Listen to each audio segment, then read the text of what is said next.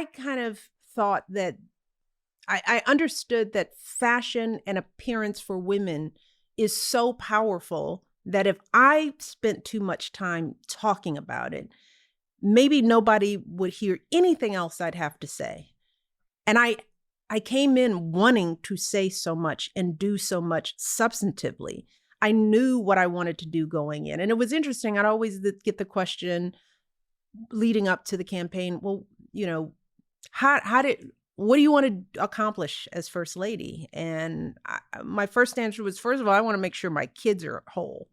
So me being a good mother in this, me and Barack being good parents in this, like it didn't mean that we weren't going to work hard, but if you want to know what my priority was, like a lot of parents is making sure that my kids weren't destroyed by this thing we're doing, that they ended up whole. And I thought by saying that wasn't controversial. It was just like we have kids and they've got to go to school, they have security, and so I'm going to have to focus on that, just like all of us as women mothers do. We're multitasking and we're doing it all the time. And I was doing it before I landed there. But it was always interesting. And people would be like, well, how do you know what to do in this role? And to me, it was clear that, oh my God, you don't you don't know anything about what I did before I came here. Like you don't like, and you don't want to. I was like, well, I went to Princeton and Harvard. I mean, I practiced law. I was an assistant to the mayor in Chicago.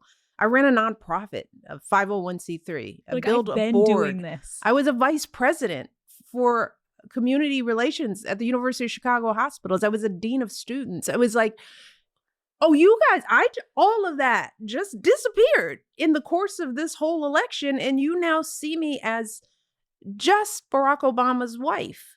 So that made me say, what, that quickly, my shoes become the most important thing about me, right?